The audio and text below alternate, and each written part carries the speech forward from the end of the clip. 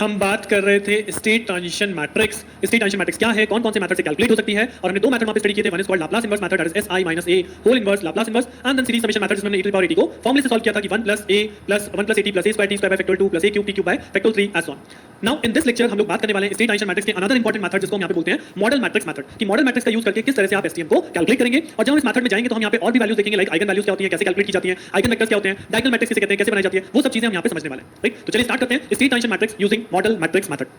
So, state transition matrix, model matrix method से अगर calculate करेंगे तो फॉर्मूला होता है e to the power at, that is state transition matrix is equal to m multiplied by e to the power diagonal t m inverse. This is called basically diagonal, right? This is called diagonal. So यहाँ पे terms क्या हैं जो m यहाँ पे represent किया गया, this is called basically model matrix। तो अगर आप m inverse देखेंगे तो that is nothing but the inverse of the model matrix। अब अगर आपको याद होगा मैट्रिक्स की प्रॉपर्टी में होता है m into m inverse, यानी matrix multiply by its inverse is always equal to identity। तो बेसिकली ये जो इनके बीच में लगा है डायगोनल मैट्रिक्स, ये इस चीज को आइडेंटिटी नहीं होने देगा, and we will get STM। And what is this diagonal matrix? This diagonal matrix is such that it will contain the eigen values on its main diagonal। यहाँ पे आइगन वैल्यूज कैलकुलेट करनी होंगी, उसी से हमारा डायगोनल मैट्रिक्स बनता है, उसी से हमारा मॉडल मैट्रिक्स बनता है। तो इसलिए इसी टॉपिक के अंदर आइगन वैल्यूज, आइगन वेक्टर, डायगोनलाइजेशन सब इसी टॉपिक के अंदर कवर अप हो जाता है। राइट, तो चलिए जैसे कि हमने पिछले मैथड्स में पढ़ा है, एक क्वेश्चन स्टार्ट करते हैं जहां पे हम इस मैट्रिक्स को कैलकुलेट करेंगे using that model matrix method. Right, so this is my question जहां पे मैंने यूज किया है compute STM when a is given है, हमारी सिस्टम मैट्रिक्स गिवन है जहां पे है 0 1 -3 -4। इसके थ्रू हमें एसटीएम कैलकुलेट करना है using model matrix method. But मैंने इसको बाय पार्ट्स में लिया है कि सबसे पहले अगर सपोज ये क्वेश्चन आता है तो सबसे पहली चीज है कि आप इस क्वेश्चन में आइगन वैल्यूज को कैलकुलेट कैसे करेंगे। सेपरेट क्वेश्चन अगर आपको दो नंबर में दे दिया जाए, जैसे कोई मैट्रिक्स और बोला जाए कि आइगन वैल्यूज कैलकुलेट कीजिए, तो आइगन वैल्यूज कैसे कैलकुलेट की जाती है, we will calculate simply lambda i - a mod equal to 0। अगर हम इस इक्वेशन का यूज करें, this is basically called characteristic equation, where lambda जो होता है यहाँ पे, दिस लैम्डा i, यहाँ पे जो लैम्डा i मिलेगा बेसिकली मतलब डिफरेंट लैम्डास मिलेंगे, उस लैम्डास को हम बोलते हैं आइगन वैल्यूज।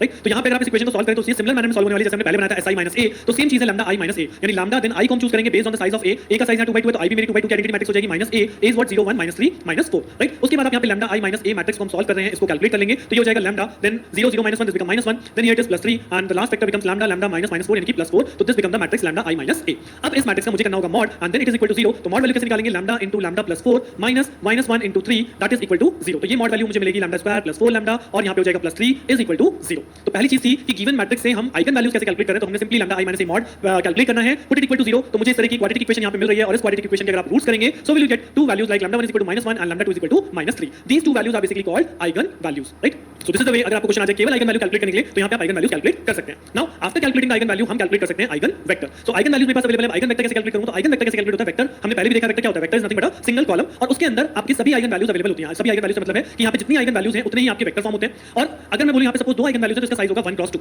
अगर फॉर एग्जांपल, और यहाँ पे कितने आइगन वेक्टर क्रिएट होंगे, यहाँ पे दो आइगन वेक्टर क्रिएट होंगे, दोनों का साइज क्या होगा 1 क्रॉस 2। अगर फॉर एग्जांपल आपके पास यहाँ पे लैम्डा 3 होता, राइट, तो इनकी वैल्यू क्या बनती है, अगर 1/2 है मतलब लैम्डा 1 लैम्डा 2 है तो बनेगा 1 लैम्डा 1 1 लैम्डा 1, ये बनेगा 1 लैम्डा 2। और अगर थर्ड भी होता तो उस केस में आपके पास p3 आ जाता eigen vector that is called 1 lambda 3। But उस केस में साइज क्या बनता, जैसे मैंने यहाँ पे 1 क्रॉस 2 कब बोला था, जब मैंने बोला था जब हमारे पास दो आइगन वैल्यूज हैं then the size of the eigen vector becomes 1/2। But अगर मेरे पास 3 पॉइंट हो गए, 3 आइगन वैल्यूज हो गई, देन आइगन वेक्टर आपका बनेगा 1 क्रॉस 3। तो उस केस में थर्ड एलिमेंट आप यहाँ पे क्या लोगे, उस केस में थर्ड एलिमेंट आएगा lambda 1 square, lambda 2 square, lambda 3 square. Right, as one अगर सपोज आपके पास 4 आइगन वैल्यूज हो जाती है तो this will become lambda 1 cube, this will become lambda 2 cube, this will become lambda 3 cube, और उस केस में p4 और आ जाएगा जिसमें आ जाएगा 1 lambda 4 square, lambda 4 cube as one. Right, तो जितनी आइगन वैल्यूज हैं उतने ही यहाँ पे आइगन वेक्टर फॉर्म होते हैं, for each particular eigen value we form the eigen vector. तो अगर मैं इस क्वेश्चन के लिए बात करूं कि अगर आपको इस क्वेश्चन में आइगन वेक्टर फॉर्म करना है तो इस क्वेश्चन में आइगन वेक्टर क्या बनेंगे, p1 is equal to 1 by lambda 1 because मेरे पास दो ही वेक्टर हैं, दो ही आइगन वैल्यूज हैं, तो दे आर टू वेक्टर्स, दोनों का साइज क्या है 1 क्रॉस 2। तो एक में आएगा 1 लैम्डा 1 तो ये हो गया 1 और -1 लैम्डा 1 की वैल्यू पुट कर दी, और एक हो गया 1 लैम्डा 2 तो ये हो गया 1 और -3। यहाँ पे ये चीज हार्ड एंड फास्ट रूल है कि आप लैम्डा 1 को -1 चूज करें, लैम्डा 2 को -3 चूज करें, ऐसा कोई हार्ड एंड फास्ट रूल नहीं है, आप जिसको चाहें उसको चूज कर सकते हैं, उसी के अकॉर्डिंग आपके आइगन वेक्टर बनेंगे कि p1 कौन बन रहा है और p2 कौन बन रहा है। Right, so this is eigen value and eigen vector. Now अब जब ये दोनों मिल गए तब मुझे क्या मिलाना है, मॉडल मैट्रिक्स। तो what is the model matrix, now model matrix की अगर बात करूं तो मॉडल मैट्रिक्स बनती है एक ऐसी मैट्रिक्स जो कि आइगन वेक्टर से मिलकर बनी होती है। लाइक अगर मैं बोलूं मॉडल मैट्रिक्स कितनी लंबी बनेगी, like 1 by lambda 1 1 bye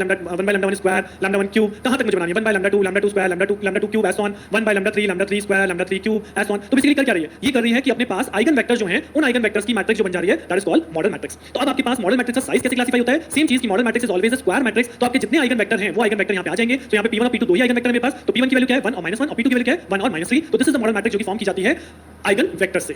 right, अब क्योंकि मुझे क्वेश्चन के अंदर अगर आपने आपको पहली स्लाइड याद हो तो by the formula we also required a m inverse because मुझे मॉडल मैट्रिक्स का इनवर्स भी चाहिए। सो मैंने यहीं पे इस m का इनवर्स कैलकुलेट कर लिया। और अगर आपको लास्ट लेक्चर में ध्यान हो तो मैंने यहां पे बहुत इजीली बताया था कि अगर मैट्रिक्स ओनली 2/2 है तो मैं डायरेक्टली इनवर्स लिख सकता हूं कैसे, इन दो मेन डायगोनल के एलिमेंट को करते हैं इंटरचेंज, तो ये हो जाएगा -3 और 1, और ये जो दूसरा डायगोनल होता है इसके करते हैं साइन चेंज दैट इज -1 यहां और ये -1 है तो ये हो जाएगा +1। राइट, दिस इज एडजॉइंट, और इसे डिवाइड करेंगे इसकी मॉड वैल्यू से, तो अगर आप इसकी मॉड वैल्यू कैलकुलेट करेंगे तो -3 -1 इज इक्वल टू ये हो जाएगा -2 यानी -2 से डिवाइड। तो यहां देखिएगा -2 से मैंने इसे डिवाइड किया तो first element become 1.5, second element become -1 divide by -1/2 यानी +0.5, third element become -1/2 into 1 that is -0.5 and this fourth element -1/2 into 1 that is again -0.5। 0.5। तो this is model matrix inverse कि एक m कैलकुलेट करने के बाद हम इनवर्स कैसे कैलकुलेट करते हैं, राइट? m हो गया, आइगन वैल्यूज हो गई, आइगन वेक्टर हो गए। नाउ द लास्ट थिंग जो हमें रिक्वायर्ड है that is what? That is diagonal matrix. Diagonal matrix कैसे मिलेगी? e to the power diagonal of t, this is called diagonal. और ये हमने पढ़ा था कि ये होता है a matrix which contains eigen values on its main diagonal. तो यहां पे देखेंगे आप e to the power lambda 1 t, that means यहां पे लैम्डा 1 लैम्डा 2 क्या है? These are the main diagonals. But एक चीज इस क्वेश्चन में ध्यान रखिएगा, मैंने आपको बोला लैम्डा 1 लैम्डा 2 कोई भी चूज कर सकते हैं, but once you decide what is the lambda 1 is -1 and the second thing is lambda 2 is -3, तो उसी ऑर्डर में आपका पूरा क्वेश्चन सॉल्व होगा। आप लैम्डा 1 लैम्डा 2 चेंज नहीं करेंगे। तो अगर मैं यहां पे लिख रहा हूं लैम्डा 1, तो यहां पे लैम्डा 1 की वैल्यू -1 पुट कर दी, लैम्डा 2 की वैल्यू -3 पुट कर दी, तो this becomes my diagonal matrix. Now what is the last thing? Last thing is how you calculate STM। तो STM का फार्मूला था e to the power at is equal to m e to the power diagonal t m inverse। Now put the all the values, now I have all the values. हमने model matrix बना ली है, हमने diagonal matrix बना ली है, हमने m inverse बना लिया है,